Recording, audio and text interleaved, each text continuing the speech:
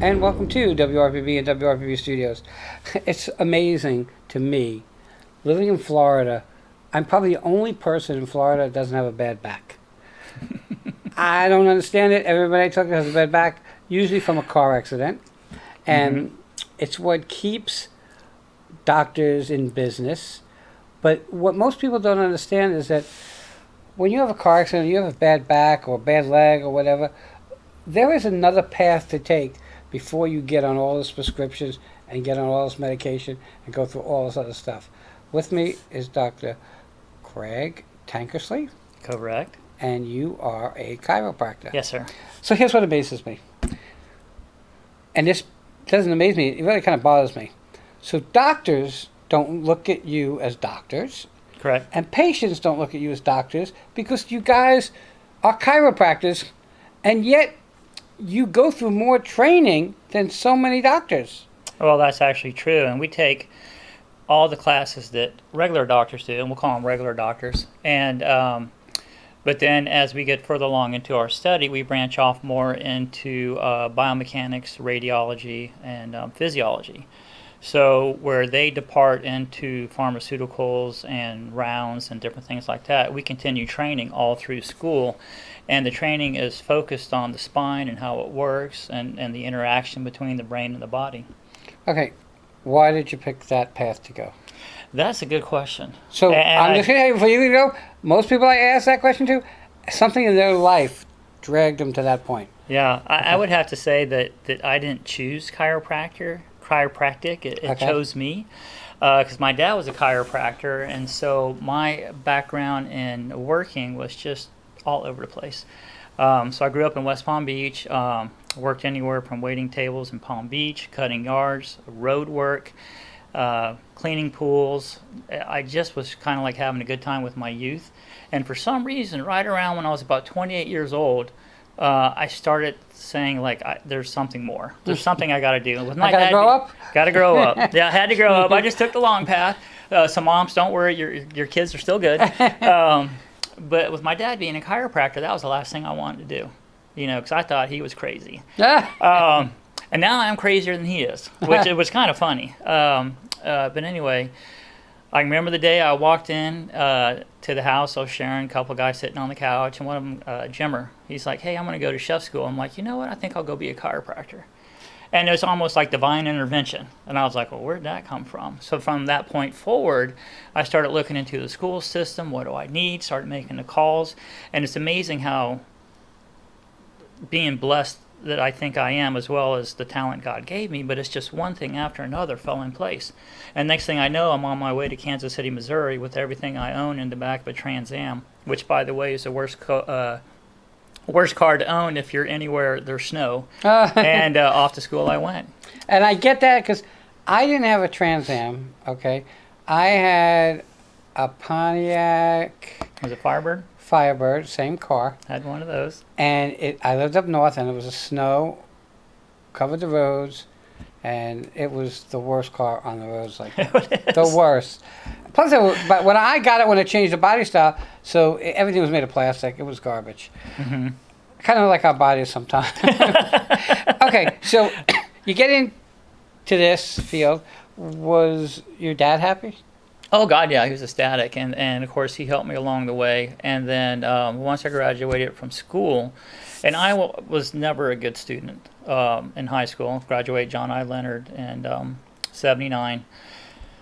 Did a little bit of college stuff. And then for some reason, once I started getting into chiropractic school, I found out that I really was a lot smarter than I thought. Because you know how we tend to beat ourselves up? Yep. One of the big things I tell my staff is that if you talk to your friends the way you talk to yourself, you'd have no friends. So once you can get over that hump, I really started taking off in school and did quite well, and actually graduated with honors in 93. Okay, so obviously you've been in it a while. I've been around the block. So now you come up to the Treasure Coast. Mm-hmm. And you said you're an open office up here. Yeah, it was a circuitous path, Yeah. to say the least, because I originally, speaking of dear father, graduated school, came back, thought I would work with him, but I forgot what a pain in the ass he was to work with. Excuse me, guys. So that lasted about a month, and my former wife and I was like, look, I can't work with him. Like, I went back to waiting tables. So I was like, hey, I'm Dr. Tankersley. What can I get you? Because we were trying to figure out what to do. And so my former wife is from Nebraska, and she really was not fond of Florida. So she's like, well, I really like Colorado. So I'm like, oh, that might be kind of fun to try. So out to Colorado we go. We had $800 in our pocket and a U-Haul pulled by a Chevy, I think, Celebrity. Got to Colorado. Within 2 years, we were just killing it, and because I had really good mentors. And so anybody that's thinking of business, you need to find good mentors. I always stress totally that to everybody. And so then after being in Colorado for 10 years, I found out that it's a little colder than I anticipated, being born and raised here in Florida. So we wound up moving to Tennessee. I thought I was coming home, but we stopped in Tennessee, and then after 15 years there, I finally was able to sell the practice and the office building, because at different times, depending on the economy, no one could borrow the money. So anyway, that's my story. Okay, so now you're doing chiropractic. What is the thing that you see the most? Is it bad backs? It's probably between necks and lower back, and typically with x-rays, the injury 99% of the time is at the base of your neck at what we call C5 or fifth cervical vertebra, or L5, which is your lower back area. The hard part with spine, and that's typically trauma. So sports or whiplash or some type of shearing force will tear the disc, sometimes on a microscopic level, but that sets up out of balance. A good way to say it. So I was just talking to an airplane mechanic, and he's like, why does my back keep going out? And I'm like, well, there's an old injury in there, and it's like having a propeller. If it's idling, does fine. But you get that up to speed. If there's even a slight bit of, let's say, offness, it starts to wobble. That causes stress on the bearings. The bearings start to wear out. And then you start having all these problems. So because of his old injury, his back just is not moving like it should. And when it doesn't move right, it triggers not only muscle spasms, but pain and dysfunction. Now, I should warn you, my answers are 20 minutes long. That's okay. And it really, you say, oh, I have back pain, but you can have knee pain from your back, correct? Yeah. And this might not be the best analogy, but what I try and explain to patients is that when your back is malfunctioning, it sends a miscommunication to your brain. Your brain really doesn't care where the information comes from. It just takes it and then figures out best it can what's going on, and then that's what we feel. So my analogy I tell patients is, if you put your hand on a hot stove, the nerve conduction goes to your brain says, get your hand off the hot stove. When you have a cervical problem, it can send a similar signal out of the disc that's similar to the hot stove. So your brain thinks your hand's on a hot stove. But actually the source of the dysfunction is coming from your neck. So that's what we call radicular pain. You know, it's interesting because my wife has a bad back, bad neck, bad knee, and she gets radiating pain, and she's never sure where the pain really is. She says, well, I got a pain, but I got a spasm in my back, and she's never sure. Now, me, I'm one that doesn't have any of those issues. If a cop pulls up behind me, I get a spasm in my back, my own muscles tighten up. Yeah. That's the only time that happens, or if I have a kidney stone. But to me, I say to her, and I could be wrong, what's happening is when muscles tighten up, it causes pain. Correct. Okay? I had it with my teeth. If you have an infection and you get swelling, it puts pressure on the nerve. Correct. And it causes pain. Do you think that the way things are going, that you're going to start seeing more people with neck issues because we're like this constantly with our phones? We call it text neck. Okay. So whenever the best way to imagine this is if I had a bowling ball in my hand, and I'm holding it here, not that bad. If I hold it out here, a lot of pressure on my shoulder. And that's what happens whenever our ear or our head comes forward, all the stress is at that C5 level. So once again, C5 just takes a beating.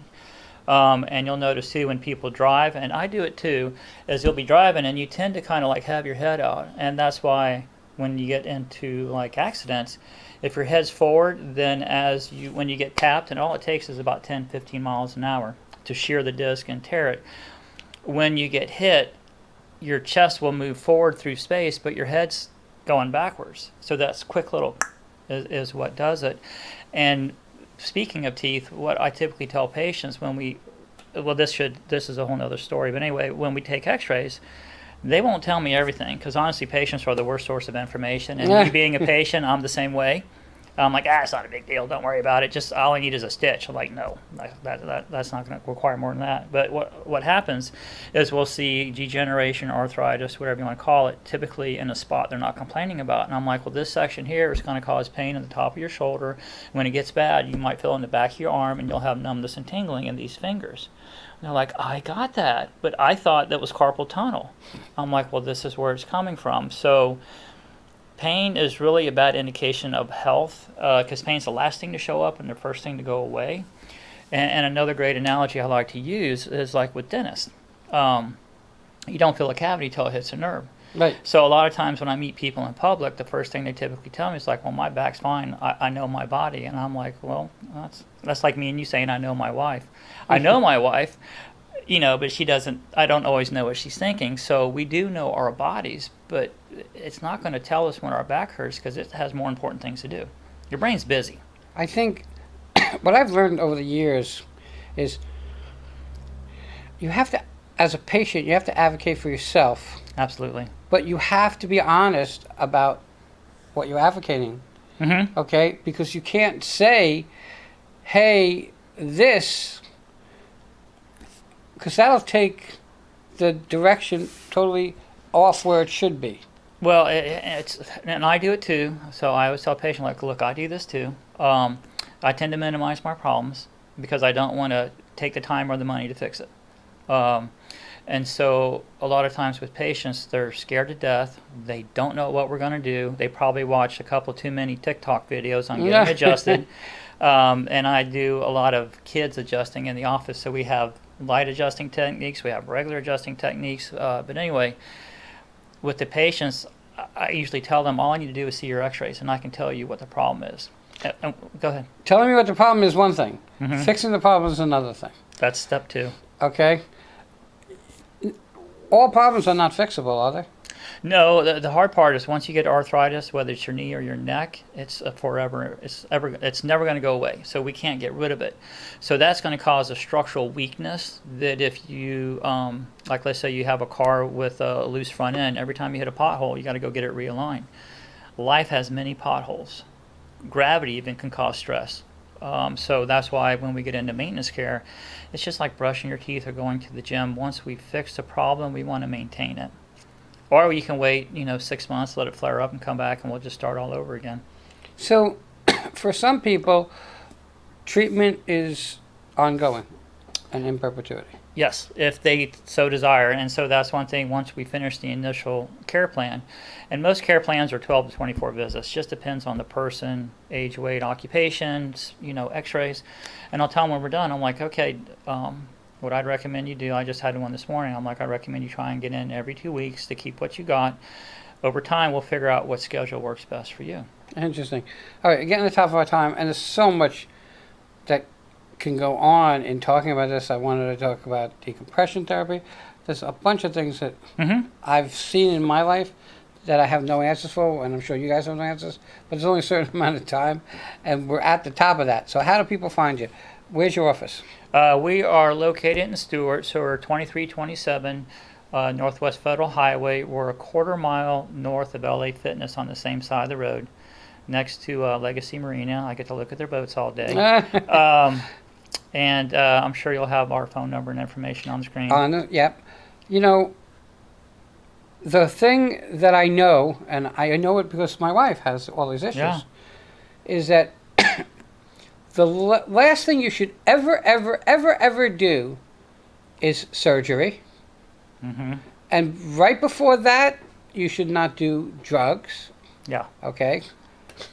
Because that sometimes is worse, because if you have an issue and you take a pain pill, you're just going to aggravate the issue because you're not feeling it. You're just covering up the problem. Right. So it would behoove you to go see the person who knows the structure of your body, let them do the x-rays, and make the determination from there.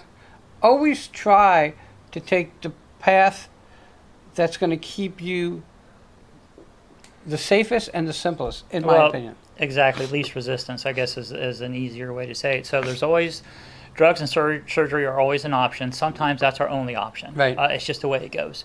But even after patients have had surgery, I continue to work on them. So there's 24 bones in your spine. We're going to fuse 2. Let's say you're C5, C6. You got to fuse it because it's just boogered up. There's still the ones above and below it that if we don't maintain those, they're going to go out next. So as an example, my stepmom has had 5 surgery. Her neck is one big fusion now.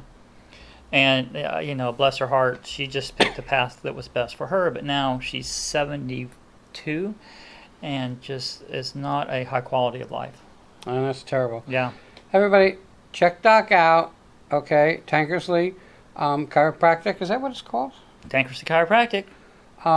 And it doesn't hurt to go and have him just check you out, and then listen to what he has to say, and then make your decision. Okay? Absolutely, yes. Do your research after you know what a professional has to say, not your research first. That's backwards. Okay, Doc, I want to thank you for coming on. Thank you so much. And before we close, I should mention that we are having a $21 new patient special, which includes your x-ray and adjustment. And that's a way for me to show you what's going on, then you decide what's best for you. Everybody have a great day. We'll be right back. Thank you.